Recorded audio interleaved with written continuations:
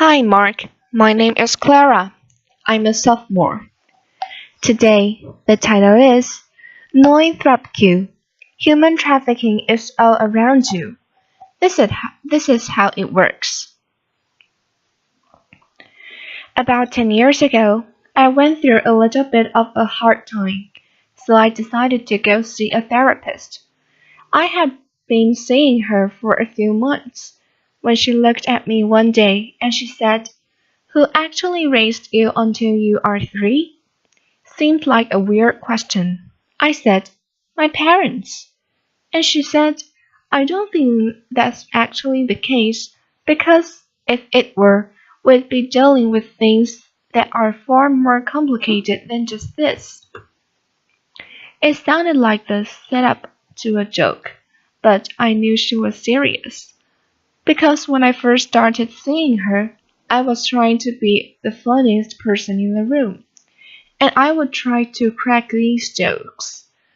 But she caught on to me really quickly, and whenever I tried to make a joke, she would look at me and said, "That is actually really sad. Laughter is terrible." So I knew I had to be serious, and I asked my parents who had actually raised me until I was 3, and to my surprise, they said my primary caregiver had been a distant relative of the family. I had called her my auntie. I remember my auntie so clearly. It felt like she had been a part of my life when I was much older. I remembered the thick, straight hair, and now it would come around me like a curtain when she bent to pick me up. Her soft, southern Thai accent, the way I would cling to her, even if she just wanted to go to the bathroom or get something to eat. I loved her, but with the ferocity that a child has sometimes before she understands that love also requires letting go. But my clearest and sharpest memory of my auntie is also one of my first memories of life at all. I remember her being beaten and slapped by another member of my family. I remember screaming hysterically and wanting it to stop, as I did every single time it happened, for things as minor as wanting to go out with her friends or being a little late. I became so hysterical over her treatment that eventually she was just beaten behind closed doors. Things got bad for her that eventually she ran away. As an adult, I learned later that she had been just 19 when she was brought over from Thailand to the States to care for me on a tourist visa. She wound up working in Illinois for a time before eventually returning to Thailand, which is where I ran into her again at a political rally in Bangkok. I clung to her again, as I had when I was a child, and I let go, and then I promised I would call. I never did though, because I was afraid if I said everything that she meant to me, that I owed perhaps the best part of who I became to her care, and that the words "I'm sorry" were like a thimble to bail out all the guilt and shame and rage I felt over everything she had endured to care for me as long as I had. I thought if I said those words to her, I would never stop crying again, because she had saved me, and I had not saved her. I'm a journalist, and I've been writing and researching human trafficking for the past 8 years or so, and even so, I never put together this personal story with my first professional life until pretty recently. I think this profound disconnect actually symbolizes most of our understanding about human trafficking, because human trafficking is far more prevalent, complex, and close to home than most of us realize. I spent time in jails and brothels, interviewed hundreds of survivors and law enforcement, NGO workers, and when I think about what we've done about human trafficking, I'm hugely disappointed, partly because we don't even talk about the problem right at all. When I say human trafficking, most of you probably don't think about something like my auntie. You probably think about a young girl or woman who's been brutally forced into prostitution by a violent pimp. That is real suffering, and that is the real story. That story makes me angry so far, for far more than just the reality of that situation, though.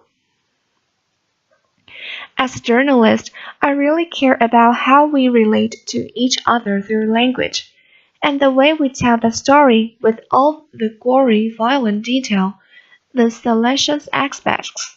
I call that look at her scars journalism. We use the story to convince ourselves that human trafficking is a bad man doing a bad thing to an innocent girl. That story lets us off the hook. It takes away all the social context that we might be indicated for the structural inequality, or the poverty, or the barriers to migration. We let ourselves think that human trafficking is only about forced prostitution, when in reality, human trafficking is embedded in our everyday lives. Let me show you what I mean. Forced prostitution accounts for 22% of human trafficking. 10% is in the states, imposed forced labor, but a whopping 68% is for the purpose of creating the goods and delivering the services that most of us rely on every day. In sectors like agricultural work, domestic work, and construction, that is food and care and shelter. And somehow these most essential workers are also among the world's most underpaid and exploited today. Human trafficking is the use of force, fraud, or coercion to compel another person's labor, and is found in cotton fields and cotton mines, and even car washes in Norway and England. It's found in US military bases in Iraq and Afghanistan. It's found in Thailand's fishing industry. That country has become the largest exporter of shrimp in the world. But what are the circumstances behind all that cheap and plentiful shrimp? Thai military were caught selling Burmese and Cambodian migrants onto fishing boats. Those fishing boats were taken out, the men put to work, and they were thrown overboard if they made the mistake of falling sick or trying to resist their treatment. Those fish were then used to feed shrimp. The shrimp were then sold to four major global retailers: Costco, Tesco, Walmart, and Carrefour. Human trafficking is found on a smaller scale than just that, and in places you would never ever imagine. Traffickers have forced young people to drive ice cream trucks, or to sing touring boys' choirs. Trafficking has been even been found in a hair braiding salon in New Jersey. The scheme in that case was incredible. The traffickers found young families who were from Uganda to Togo, and they told these families that your daughters are going to get a fine education in the United States. They then located winners of the green card lottery, and they told them, "We'll help you out. We'll get you a plane ticket. We'll pay you your fees. All you have to do is to take this young girl with you. Say that she's your sister or your spouse." Once everyone arrived in New Jersey, the young girls were taken away and put to work for 14 hours a day, 7 days a week for 5 years. They made their traffickers nearly $4 million. This is a huge problem. So, what have we done about it? We've mostly turned to the criminal justice system, but keep in mind, most victims of human trafficking are poor and marginalized. They are immigrants, they are migrants, people of color. Sometimes they are in the sex trade. And for a population like these, the criminal justice system is too often part of the problem rather than the solution. In study after study, in countries ranging from Bangladesh to the United States, between 20 to 60% of the people in the sex trade who were surveyed said that they had been raped or assaulted by the police in the past year alone. People in prostitution, including people who have been trafficked into it, regularly receive multiple convictions for prostitution. Having that criminal record makes it so much more difficult to leave poverty, leave abuse, or leave prostitution. If that person so desires. Workers outside of the sex sector, if they try and resist their treatment, they risk deportation. In case after case I've studied, employers have no problem calling on law enforcement to try and threaten or deport their striking trafficked workers. If those workers run away, they risk becoming part of the great mass of undocumented workers who are also subject to the whims of law enforcement if they are caught. Law enforcement is supposed to identify victims of prostitute traffickers, but out of an estimated 21 million victims of human trafficking in the world, they have helped and identified fewer than 50,000 people. That's like comparing the population of the world to the population of Los Angeles, proportionately speaking. As for convictions, out of an estimated 5,700 convictions in 2013, fewer than 500 were for labor trafficking.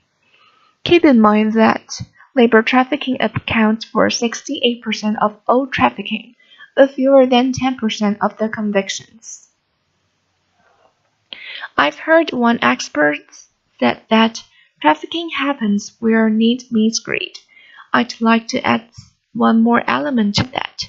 Trafficking happens in sectors where workers are excluded from protections and denied the right to organize. Trafficking doesn't happen in a vacuum. It happens in systematically degraded work environments.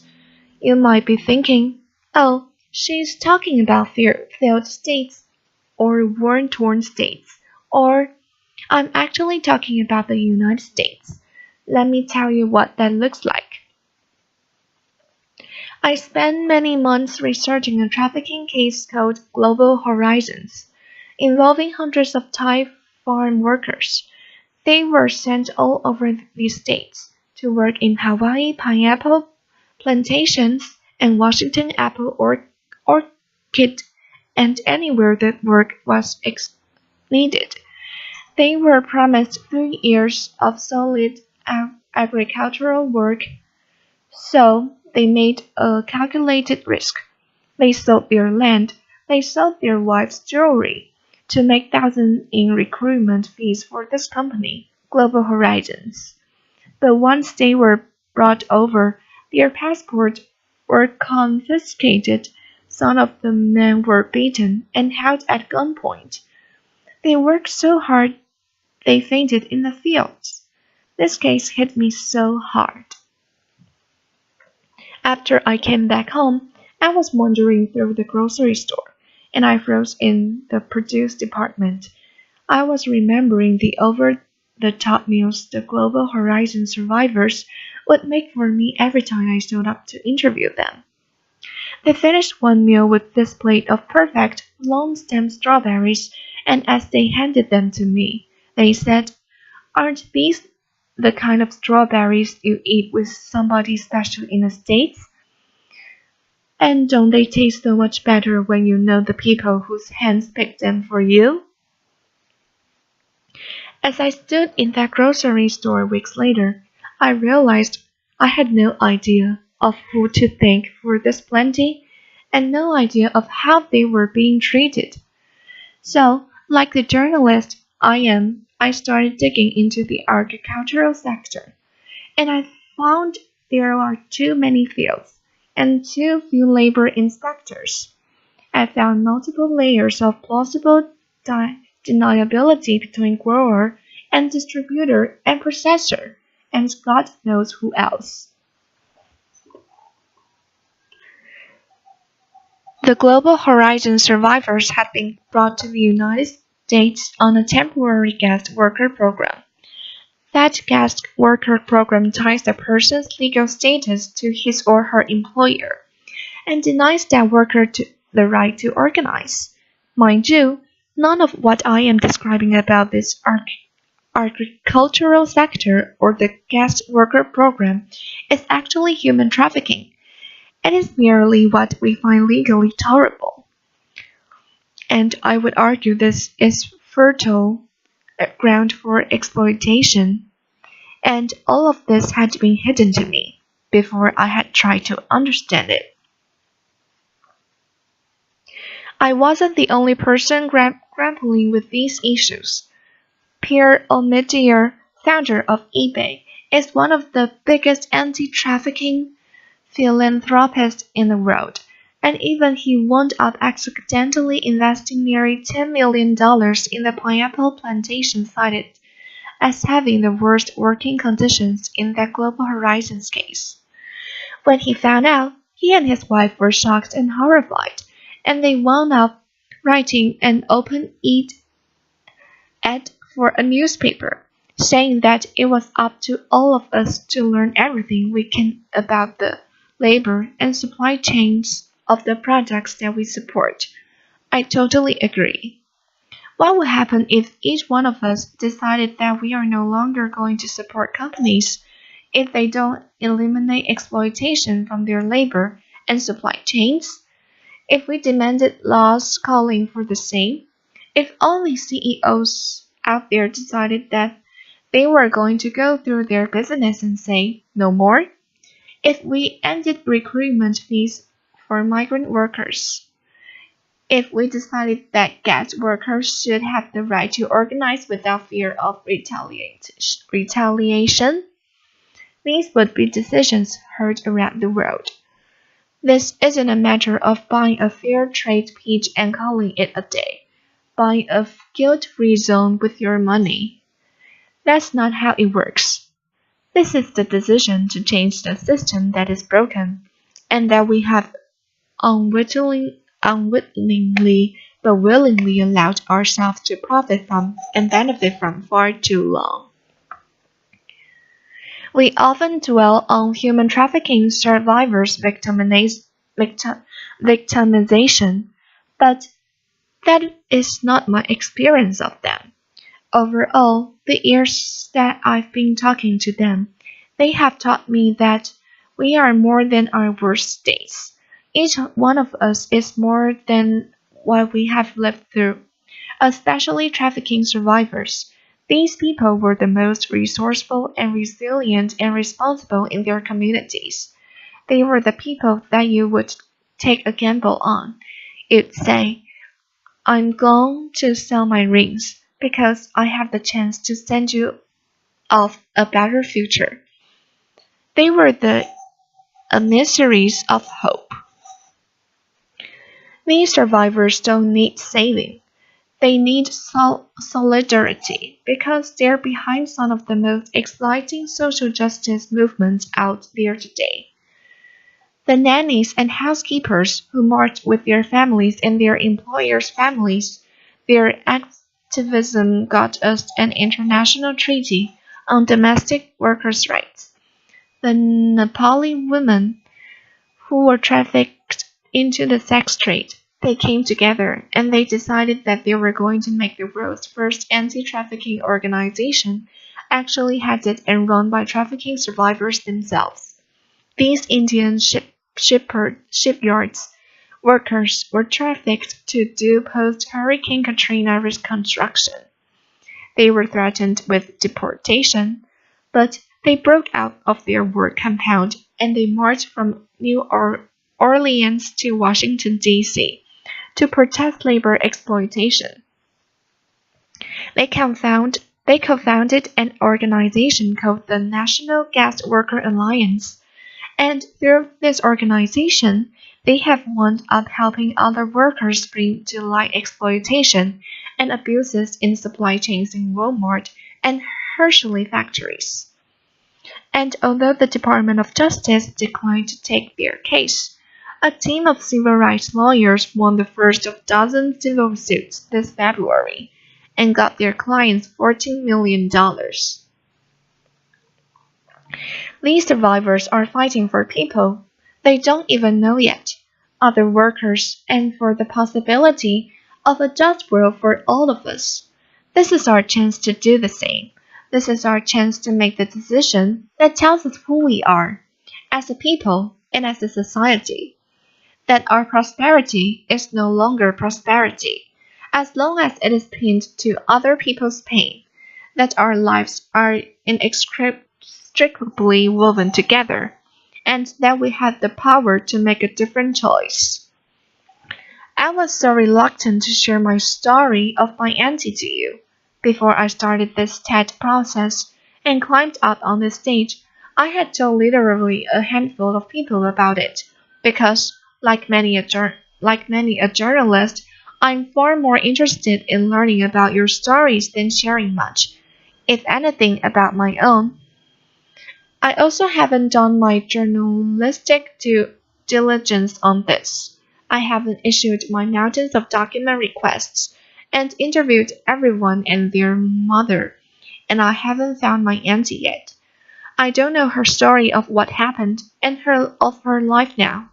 The story as I've told to you is messy and unfinished, but I think it mirrors the messy and unfinished situation we're all in when it comes to human trafficking.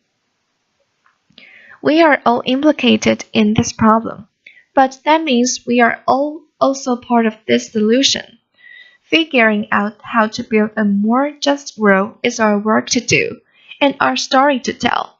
So let us tell it the way we should have done from the very beginning. Let us tell the story together. Thank you very much. Applause.